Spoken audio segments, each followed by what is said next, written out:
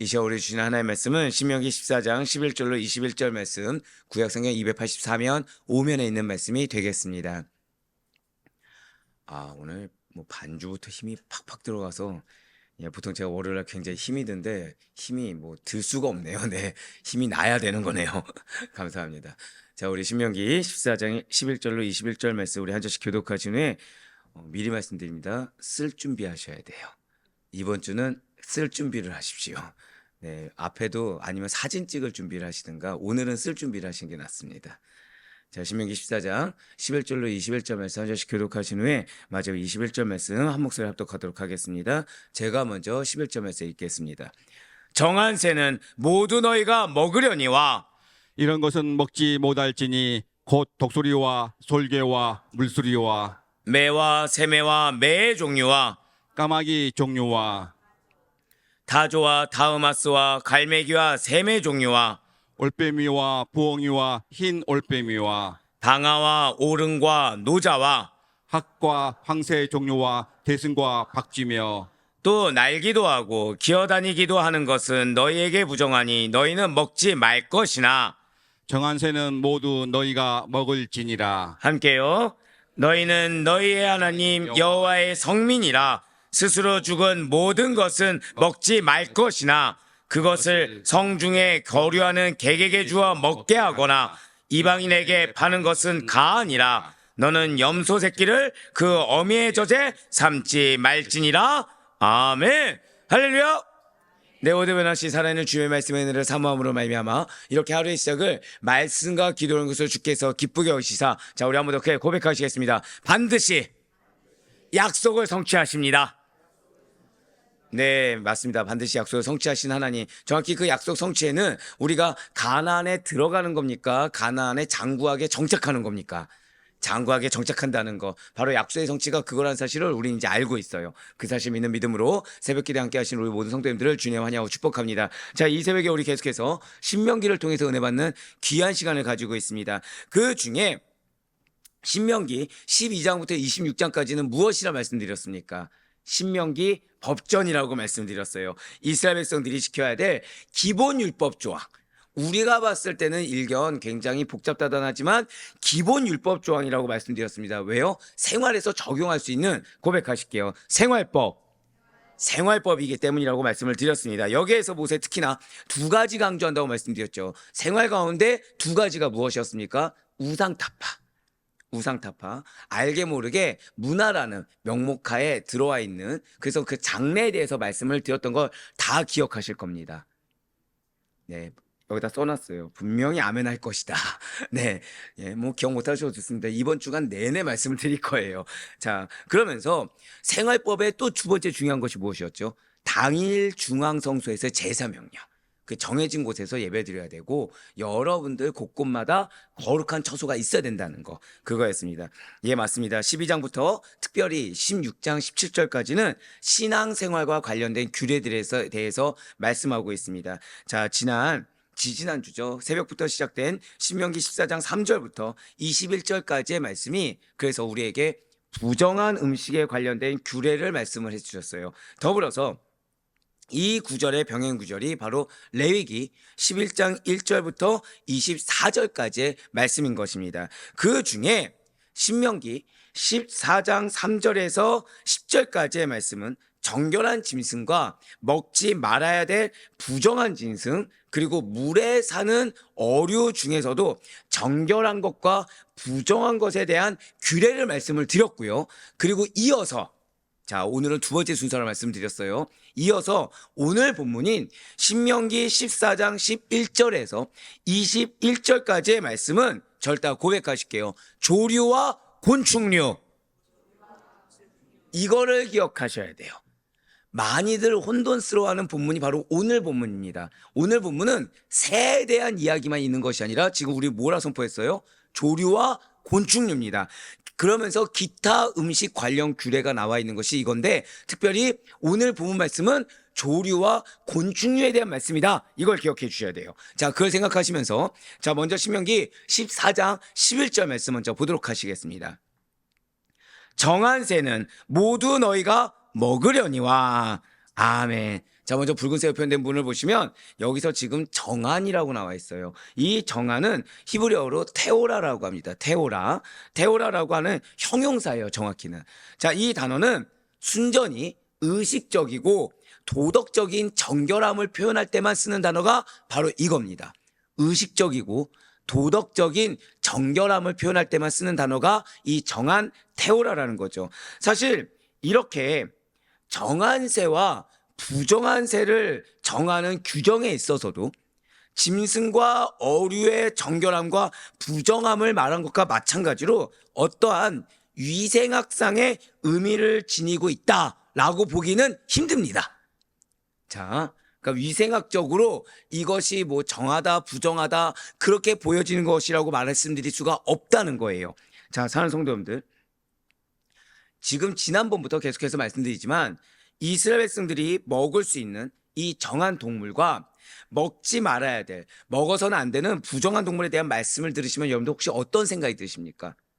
아무래도 우리는 하나님께서 대체 어떠한 기준으로 이처럼 정한 동물과 부정한 동물을 구분하셨는지 신학적인 의미를 말씀을 드렸지만 정확하게는 알 수 없기 때문에 아무래도 이런 말씀 앞에 어리둥절하거나 좀처럼 말씀이 잘 이해가 안 될 수가 있다는 거예요. 왜요? 또 이거는 당시 근동사회에서야 또 이해될 수 있지만 오늘날 우리가 받아들이기에는 사뭇 어려운 점이 있는 것은 맞다라는 것이죠. 우리가 흔히 생각하는 깨끗한 음식, 자, 깨끗한 음식 하면 뭐가 생각나십니까? 주로 청결과 관련돼서, 자, 청결과 관련돼서 위생적인 의미로 받아들이게 됩니다. 자, 요즘 흔히 아이들이 이제 요즘 젊은 친구들 MZ 세대들이 말하는 노포 감성이라고 하죠. 노포 감성, 뭐 그런 것들이 있어요. 그러니까 야장 문화. 어디서 밥을 먹는 거죠? 길거리에서. 예, 그런 문화들이 있습니다. 길거리에서. 근데 저는 그래서 기사를 보면서 그걸 딱 봤을 때 제일 먼저 드는 생각이 뭐죠? 불결함, 예, 더러움, 이게 생각듭니다. 근데 우리 청년들은 근데 높은 문화가 있으면 안 돼요.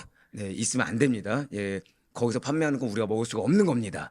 자, 지금 제가 방금 뭐라 말씀드렸죠? 먹을 수 없는 건데 이걸 우리는 지금 위생학적으로 받아들입니까? 부정한 음식으로 받아들입니까? 우리는 부정한 음식으로 받아들이는 거죠.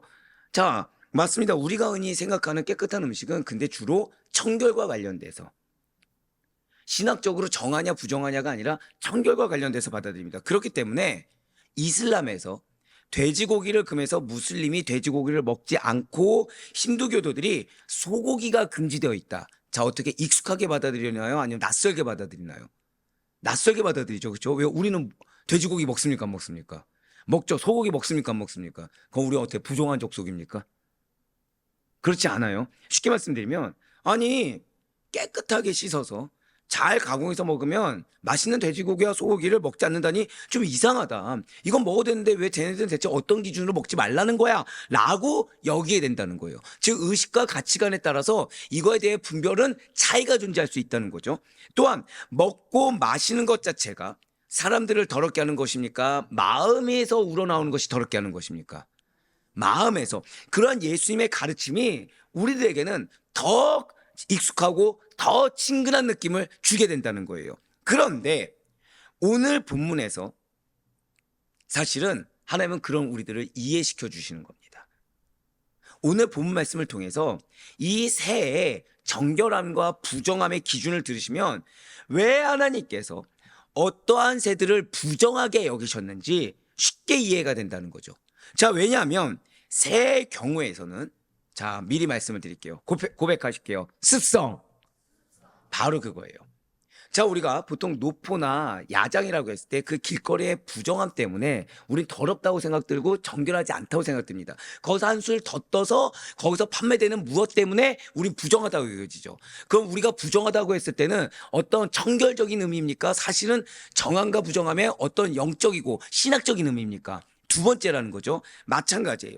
지금 오늘 본문에서 새의 경우는 정함과 부정함을 가르는 기준이 어떠한 외형적인 특징에 있지 않습니다. 죽은 짐승의 고기를 먹는, 자, 새의 습성에 뭐라 말씀드렸어요? 죽은 짐승의 고기를 먹는 새들의 습성에 의한 것이기 때문에 그래서 우리가 이 말씀을 통해서 드디어 정함과 부정함의 기준이 명명백백하게 받아들일 수가 있다는 거예요. 그렇습니다. 신명기 14장 12절부터 18절까지 열거된 새들은, 자, 새들은 어디까지라고요? 18절까지 열거된 새들은 죽은 짐승의 고기를 먹는 새들입니다. 그래서 써놓으셔야 된다는 거예요. 죽은 짐승의 고기를 먹는 새들이에요. 새의 경우에는, 자, 나는 조류박물관 같은 데를 가면 딱 보면 이 새는 어떤 새다라는 걸 명확하게 다 알 수 있다. 어떻게 계십니까? 일반 사람들은 구분하기가 쉽지가 않죠. 맞습니다. 육지동물, 수중동물, 즉 육지의 짐승과 어류와는 달리 외형상 별 차이가 없습니다. 외형상 별 차이가 없이 모두 유사한 모양을 지니고 있어요. 하지만 이렇게 외형에는 상관이 없지만 죽은 시체를 늘 접촉하는 새들은 이미 그 자체로 부정을 입고 있어요. 그래서 부정한 새로 분류된다라는 것입니다. 왜요? 그들은 항상 무엇을 먹기 때문에? 시체, 죽은 시체를 먹기 때문에 그들은 부정한 새로 분류됩니다. 그리고 살아있는 새라고 할지라도, 자, 그 새는 살아있지만 항상 무엇을 가까이 두고 있는 거예요? 죽음, 시체를 가까이 하기 때문에 그 새 만지면 됩니까? 안 됩니까? 안 되는 거죠. 그 새를 만지게 되면 부정하게 되는 것입니다. 그래서 새 정함과 부정함에 대한 규정에 그 주검을, 그 시체를 만지지 말라라는 명령이 빠져 있어요, 지금. 자, 이전에 여러분들 기억하시겠지만 짐승은 죽은 짐승 만지면 됩니까? 안 됩니까? 안 되죠. 근데 새에서 빠진 이유가 뭐냐? 살아있음에도 불구하고 살아있는 새들이 무엇을 주식으로 삼고 있어요? 죽은 시체를 쪼아먹는 습성 때문에 이들은 주검을 만지지 말라라는 말조차 허락되지 않은 겁니다. 그러니까 여러분들에게 하나님이 말씀을 주신다는 것 자체는 한 번 더 고백하실게요. 기회입니다. 기회입니다, 여러분들. 말씀을 주신 것 자체가 기회입니다. 지금 이 새들 같은 경우는 이 새의 주검을 만지지 말라라는 말씀조차도 필요가 없는 겁니다. 왜요? 살아있다고 하지만 그 살아있는 것 자체가 부정한 것이기 때문이라는 거죠. 이어서 기록된 신명기 14장 12절부터 18절까지의 말씀에 나와 있는 새 종류 중에 아무래도 무엇인지 모르는 용어들이 있을 수가 있기 때문에 사실 12절부터 18절까지는 이것만 기억하시면 돼요. 하지만 그 내용이 무엇인지 모르는 용어는 좀 제가 짚고 넘어가도록 하겠습니다. 12절부터 18절까지의 말씀을 먼저 보도록 하실게요. 이런 것은 먹지 못할지니 곧 독수리와 솔개와 물수리와 매와 새매와 매의 종류와 까마귀 종류와 타조와 타흐마스와 갈매기와 새매 종류와 올빼미와 부엉이와 흰 올빼미와 당아와 오름과 노자와 학과 황새 종류와 대승과 박쥐며. 아멘. 이거의 공통점이 다 무엇이라고요? 죽은 시체입니다.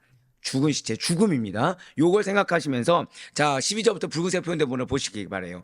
12절에 이 물술이라는 것은 발가락이 짧고 검은데 털이 많은 독수리를 얘기합니다. 주로 털 많은 독수리. 그러니까 우리가 아는 것처럼 그냥 물에서 뭐 이렇게 생각하시면 안 되고 발가락이 짧고 검은데 털이 많은 독수리를 물술이라고 합니다. 13절의 매는 독수리보다 더 빨리 나는 작은 매입니다. 작은 매. 그러면서 새매. 그러니까 지금 매라고 했는데 또 뭐 새매, 매종 이렇게 하지만 이 매는 어떤 매라고요? 작은 매. 독수리보다 더 작은 매, 빨리 나는 매. 새매는 수염 있는 대머리 독수리입니다. 수염이 있는 대머리 수리. 그리고 15절에 타흐마스는 올빼미 종류입니다. 올빼미. 정확히는 귀가 짧은 올빼미를 타흐마스라고 합니다. 15절에 타흐마스요. 그리고 17절에 당아라는 것은 오늘날 말로 펠리컨. 펠리컨이나 작은 올빼미를 말을 합니다. 이거는 시대마다 약간 다르게 말하기 때문에 그것을 종류를 구분해 봤을 때 딱 두 가지예요. 펠리컨이나 작은 올빼미입니다. 자, 그리고 올응이라는 것은 대머리 수리의 일종입니다. 대머리 수리의. 노자는 가마우지 들어보셨죠? 가마우지를 말하는데 이 새는 자, 가마우지 뭐 잡아먹죠? 물고기 잡아먹죠. 그래서 물고기 올빼미라고도 불려집니다. 18절에 대승이라는 것은 특별히 이 볕이 두드러진 새를 의미하고 오늘날에는 명확한 학계 용어는 없습니다. 볕이 두드러진 새를 말을 한다는 거죠.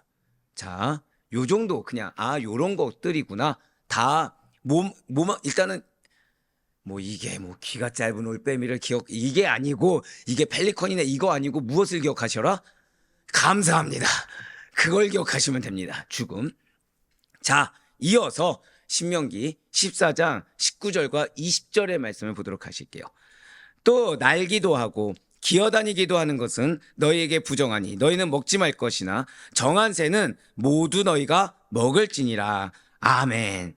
자, 지금 앞서 18절까지는 조류에 정한 것과 부정한 것을 언급한 데 이어서 이 19절과 20절 말씀은 절대 고백하실게요. 곤충. 이거 굉장히 많이 혼돈스러워 하시는 부분인데 여기는 곤충의 정한 것과 부정한 것에 대한 규례입니다. 자, 직접적으로 곤충이 나와 있습니까? 안 나와 있습니까? 안 나와 있죠. 그러다 보니까 다들 계속해서 새에 대한 설명인가 보다 라고 착각하는 구절이 이 19절과 20절입니다. 하지만 20절에서 지금 정한 새라고 말하는 것은 곤충을 가리킵니다.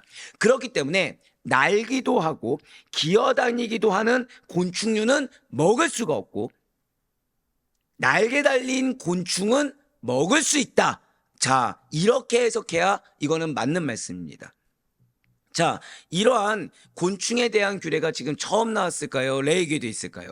레위기에도 있습니다. 그래서 신명기는 반드시 그 이전 말씀과 함께 봐야 되는 이유가 바로 그거예요. 그렇지 아니하면 우리가 그냥 모르고 넘어갈 수 있고 오해할 수 있다는 거죠. 예, 맞습니다. 레위기 11장 20절에서 23절까지의 말씀을 통해서 바로 이 곤충에 대한 규례를 찾아볼 수가 있고 이것을 그 레위기 11장 20절부터 23절까지의 말씀을 요약해서 말씀하신 것이 바로 오늘 본문의 신명기 14장 19절과 20절 말씀이라는 거예요.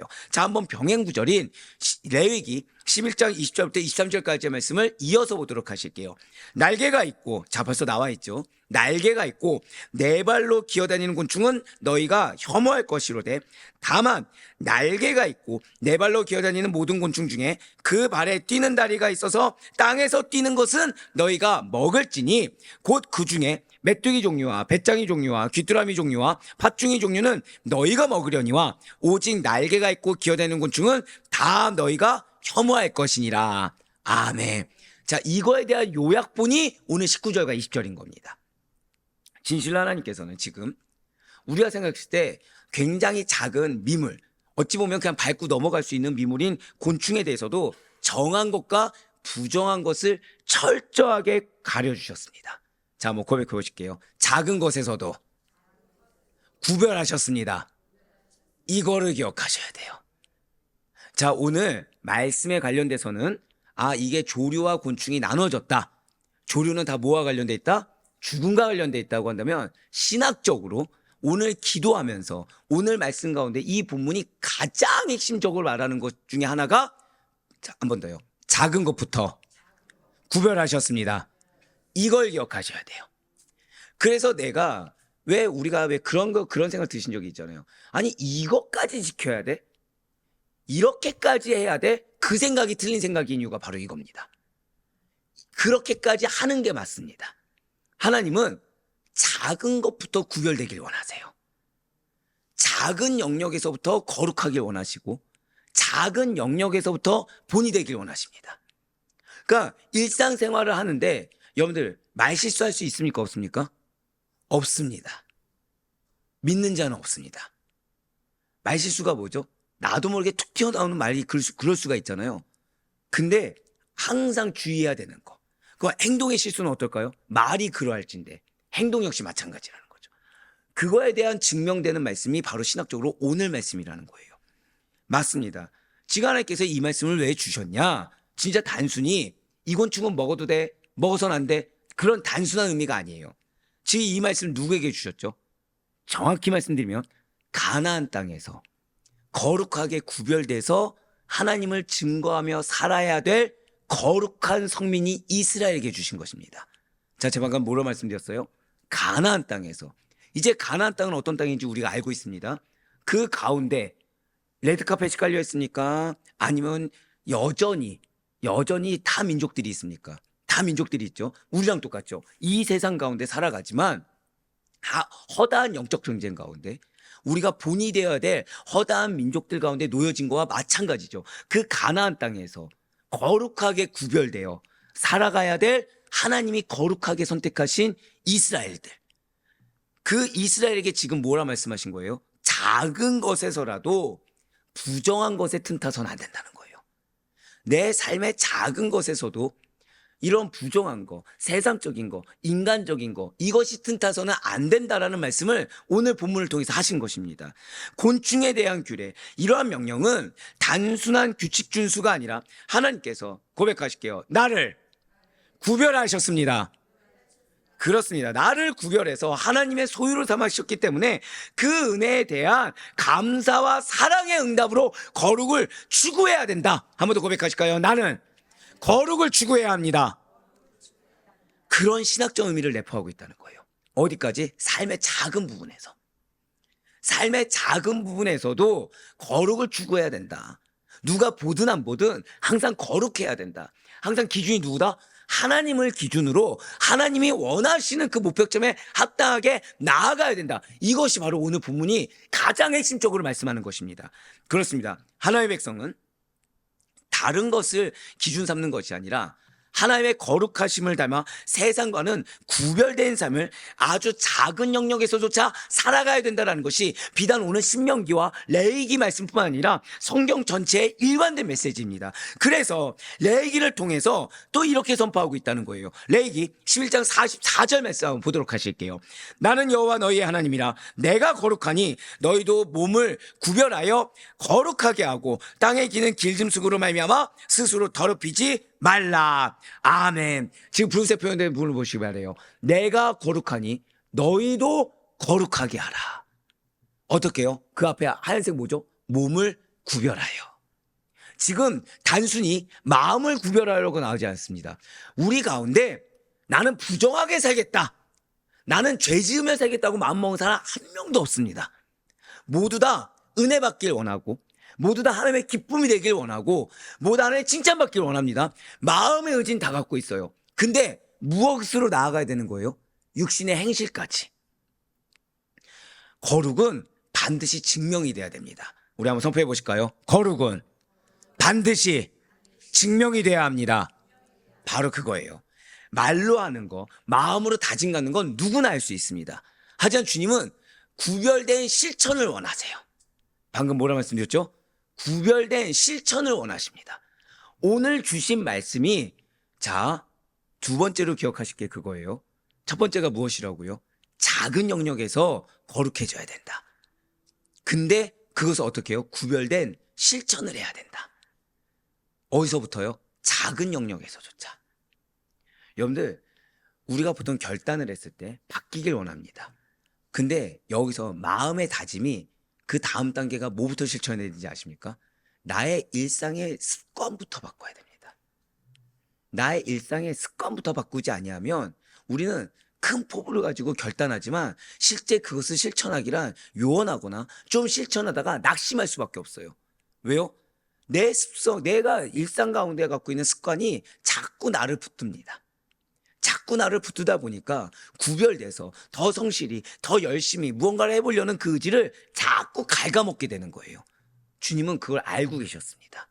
그래서 가나안에 정착했을 때 너무나도 익숙하게 옛 습성이 나올 걸 아셨기 때문에 오늘 이 곤충에 대한 규례, 조류에 대한 규례를 통해서 가장 핵심적으로 무엇을 말씀하신다고요? 작은 것에서부터. 내가 거룩하니 너희도 거룩하라. 바로 이 명령은 하나님의 본질적 속성, 즉 거룩함을 백성들에게 요구하시는 겁니다. 한 번 더 고백하실까요? 거룩은 명령입니다. 바로 그거예요. 거룩은 명령입니다.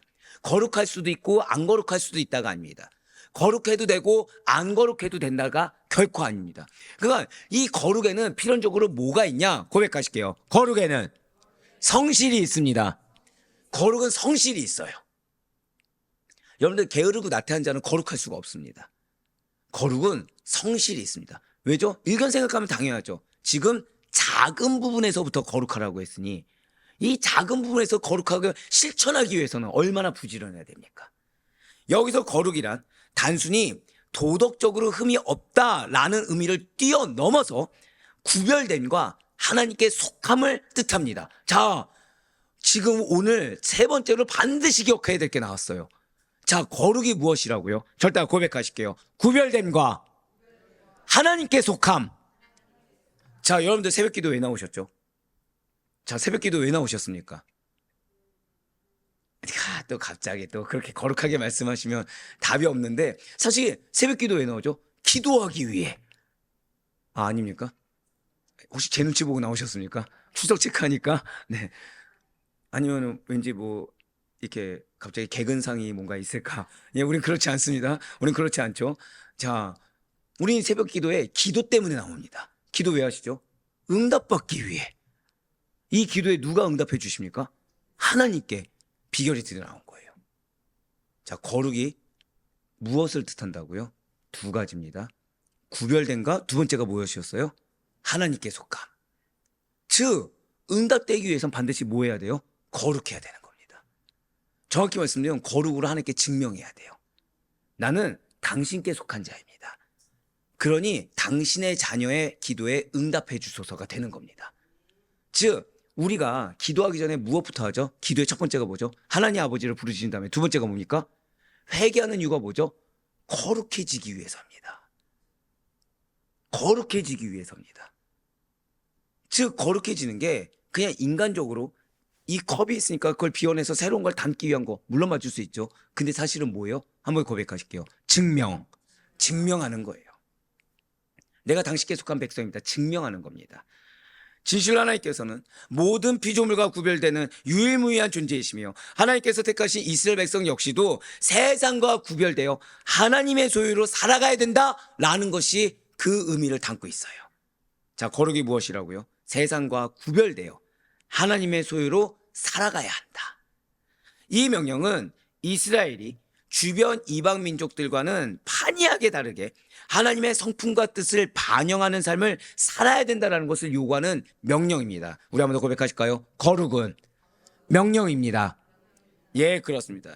즉, 하나님께 속한 것을 증명하라는 거예요.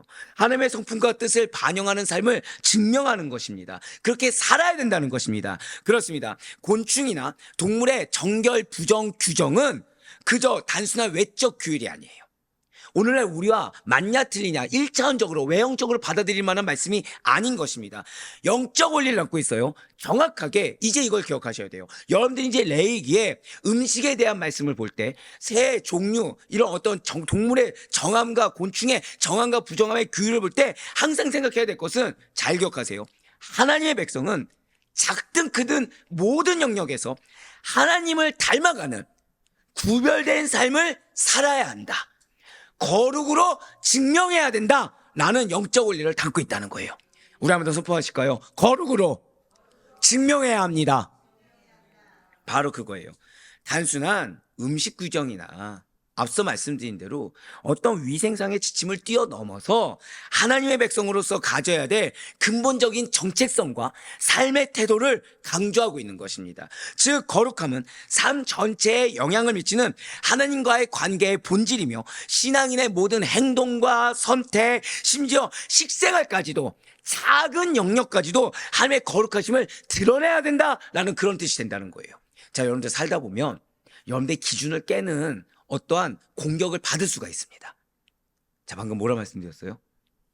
영적 공격이라는 것은 내가 예상하는 대로 오지 않죠. 지금 이스라엘 백성들이 가나안에서 영적 공격 받습니까? 안 받습니까? 받죠. 근데 그들이 예상하는 측면대로 올까요? 전혀 예상할 수 없을 때 다가올까요? 전혀 예상할 수 없을 때 다가옵니다. 근데 하나님은 거기에서도 예상할 수 있든 없든, 내가 생각했을 때 소홀히 여길 수 있든 없든 간에 모든 면에서 무엇을 드러내야 된다? 한 번 더 고백하실게요. 하나님의 거룩하심, 그 얘기하고 계신 거예요. 하나님의 거룩하심을 드러내야 된다. 중요한 거는 내 처지와 환경의 어려움은 중요합니까? 중요하지 않습니까? 중요하지 않아요. 왜죠? 이미 작은 곳에서조차 내 마음의 어려움이나 내 육신의 어려움 중요합니까? 중요하지 않습니까? 중요하지 않습니다. 이유는 왜냐? 작은 것에서조차 거룩을 증명하라고 하셨기 때문에. 이러한 거룩이 우리의 정체성과 삶의 태도를 반영한다는 점에서 오늘 본문 신명기 14장 19절 말씀을 통해 오직 한 길, 하나님 한 분만 믿고 따르는 것, 하나님의 명령대로 행하는 것이 거룩한 자들이 추구할 길이라는 것을 우리에게 오늘 알게 하신다는 거예요. 신명기 14장 19절에 붉은 새로 표현된 문을 다시 한번 더 보시면 지금 날기도 하고 기어다니기도 하는 것은 너희에게 부정하다라고 나와 있습니다.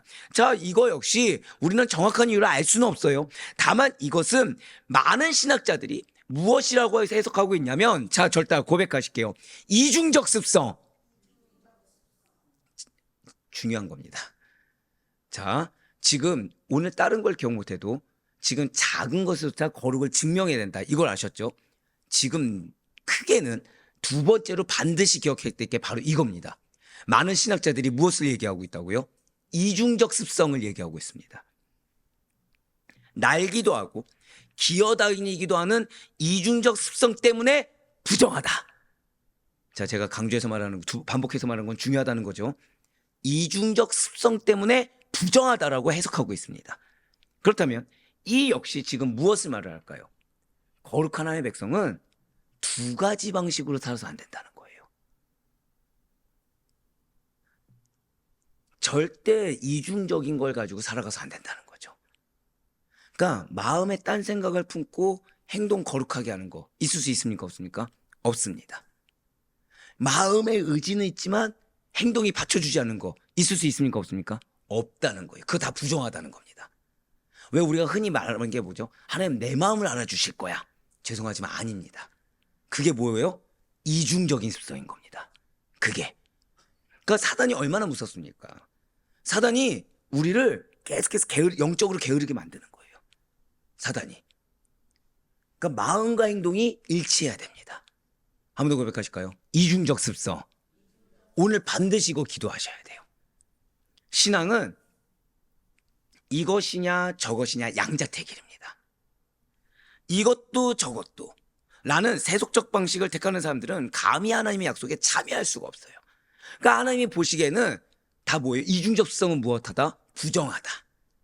부정할 뿐입니다. 그러니까 내 마음은 그런데 행동이 못 받쳐줬습니다. 환경이 안 됐습니다. 그냥 부정할 뿐입니다. 내가 마음은 불길이 치밀었지만 나는 티를 안 냈습니다. 죄송하지만 이거 그냥 부정한 겁니다. 그러니까 우리는 보통 그러잖아요. 내 마음의 화가 진노가 한 100 정도 됐어요. 근데 티는 얼마큼 냈어요? 1 냈어요. 자, 잘한 겁니까? 못한 겁니까? 뭐 이 말씀 들었는데 잘했다고 할 수가 없겠죠. 왜죠? 지금 티를 1을 낸 겁니까? 안 낸 겁니까? 그럼 이건 뭐라고요? 한 번 더 고백하실까요? 이중적 습성. 이게 이중적 습성이라는 거예요. 이게 부정하다는 겁니다. 그러니까 여러분들 말씀을 알아야 되는 이유가 뭐냐? 말씀은 우리를 숨을 수가 없게 만들어요. 근데 앞서 말씀드렸죠. 이게 은혜입니다. 이게 은혜입니다. 왜요? 왜 이 말씀을 주세요? 아직 기회가 있다는 증거예요. 우리한테 다시 그렇게 하지 말라는 하나님의 사랑의 촉청인 것입니다. 예, 맞습니다. 마태복음 6장 24절 말씀을 한번 보시면 예수님께서는 분명히 이렇게 말씀하셨죠. 한 사람이 두 주인을 섬기지 못할 것이니. 우리는 이거를 밑에 있는 말씀 때문에 딱 뭐라고만 생각해요? 단편적으로 하나님과 돈, 딱 이렇게 생각한다는 거예요. 근데 이 성경 전체에서 보면 무엇을 의미합니까? 한 번 더 고백하실게요. 이중적 습성. 제가 왜 반복하게 해요? 오늘 이거는 키입니다. 키.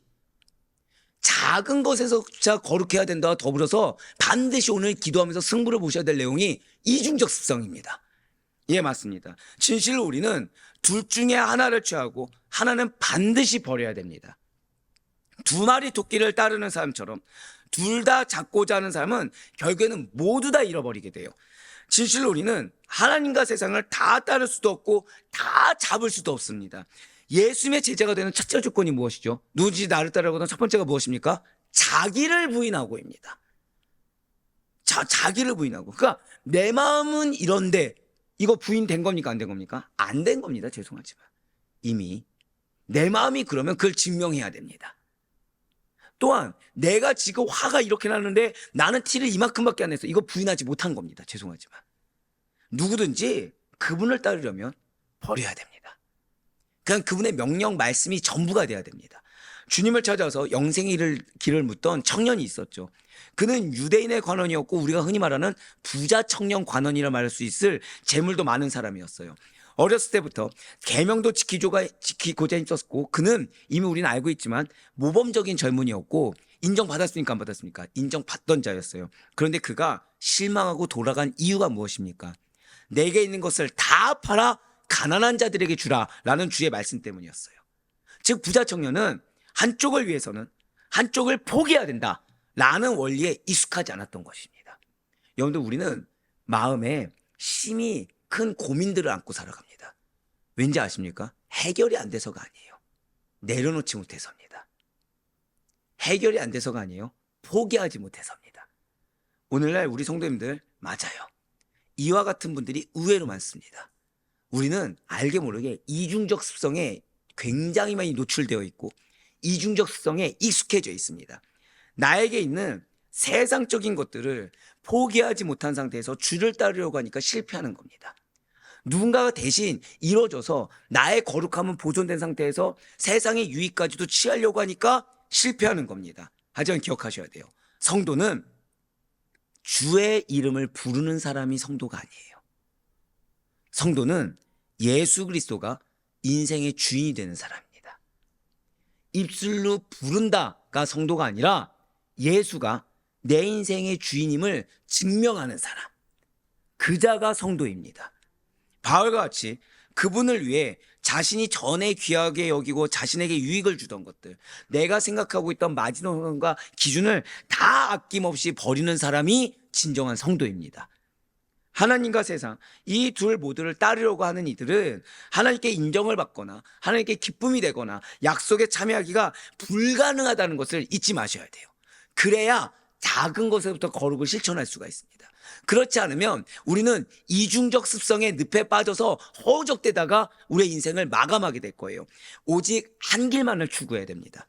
오직 하나님 한 분만 믿고 의지해야 된다는 거예요. 진실의 성도는 오직 한 분 하나님만을 믿고 의지해야 되며 그분 외에 다른 어떤 것도 내 마음을 나눌 수가 없습니다. 성경은 분명히 너는 나 외에 다른 신들을 내게 두지 말라라고 말씀하셨어요. 이것은 하나님만이 유일한 참 하나님이심을 선포한 것이며 우리의 신앙이 그분께로만 향해야 되고 우리의 신앙이 그분이 전부가 돼야 된다는 거예요. 나의 어떠함이 틈타거나 나의 어떠함이 남아있어서도 안 된다는 거죠. 또한 예수님만이 하나님께 나아갈 수 있는 유일한 길이기 때문에 우리가 정말 하나님을 만나기를 원한다고 한다면, 우리가 정말 하나님의 역사를 보기를 원한다고 한다면 예수가 전부 돼야 된다는 거예요. 요한복음 14장 6절에서는 그래서 예수님께서 친히 자신을 가리키시며 아버지께 나아갈 유일한 길이다 말씀하시면서 이미 우리에게 해답을 주셨습니다. 요한복음 14장 6절 말씀입니다. 예수께서 이르시되 내가 곧 길이요 진리요 생명이니 나로 말미암지 않고는 아버지께로 올 자가 없느니라. 아멘. 나의 어떠함을 남겨둔다. 이거는 이중적 습성으로서 하나님의 은혜를 받지 못할 지름길입니다. 정말 내가 하나님의 은혜가 필요하고 하나님의 역사가 필요하고 해답이 필요하다. 나의 어떠함을 남겨두어서는 안 됩니다. 이러면 죽을 것 같은데요. 이러면 망할 것 같은데요. 내가 정말 어찌할 수가 없어서 나 이거 자존심 상해서 큰일 날 것 같은데요. 우리 집 진짜 이러면 큰일 날 것 같은데요. 그거를 내려놓으셔야 돼요. 진짜 입술의 고백대로 우리의 가정이 하나님의 가정이고 내 삶이 하나님의 성도의 삶이라는 믿음의 고백을 정말 드린다고 한다면 이중적인 걸 버리고 하나를 선택해서 하나가 전부가 돼야 됩니다. 제가 누차 드리는 말씀이 있죠. 내가 내 인생 책임 못 집니다. 내가 내 인생 책임 못 져요. 하물며 내 감정이 내 인생 책임집니까 못 집니까? 절대 못 집니다.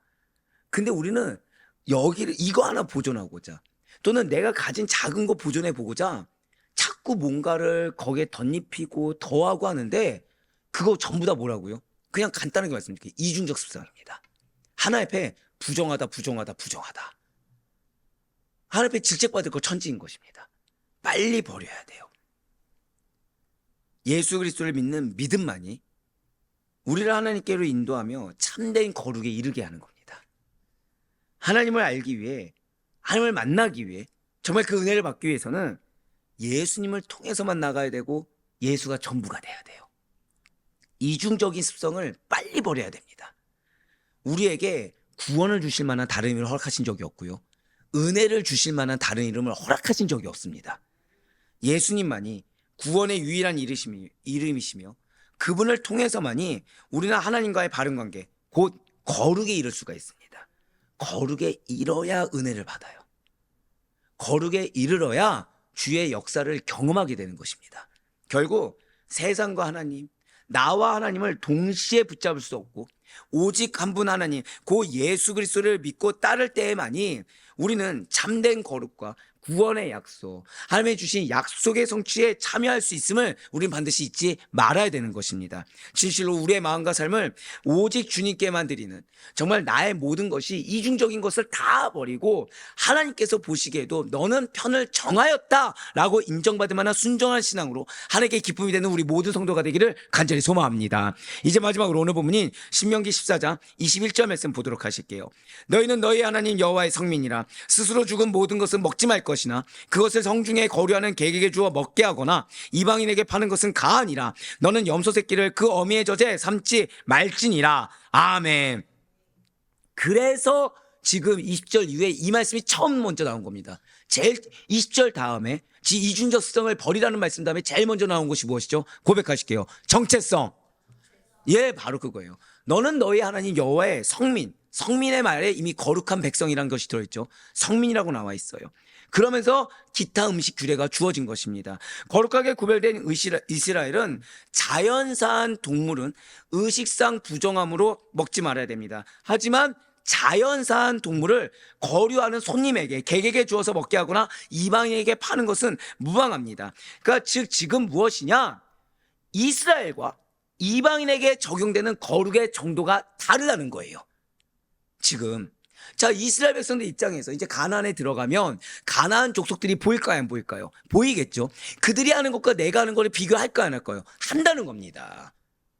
비교하지 말라는 거예요. 지금 거룩의 정도가 다르다는 겁니다. 즉 말씀을 적용하는 정도가 다르다는 거예요. 또한 염소 새끼를 그 어미의 젖에 삼지 말아야 된다. 이것은 무엇이냐면 이게 당시에 이방 우상 숭배 의식과 관련이 있기 때문에 이것을 금한 겁니다. 자, 이게 뭐죠? 이것도 일종의 어떻게 보면 자녀를 인신공양하는 거. 지금 그거죠. 맞잖아요. 어미의 젖에 삼는 거, 새끼를.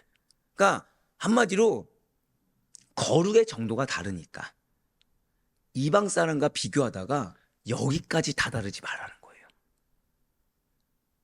우리가 생각했을 때 나는 인신공양할 일이 없다고 생각할 수 있잖아요.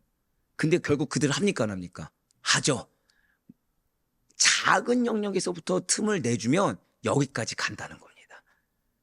한 번 더 고백하실까요? 거룩의 정도가 다릅니다. 이게 세 번째 기억하셔야 될 거예요.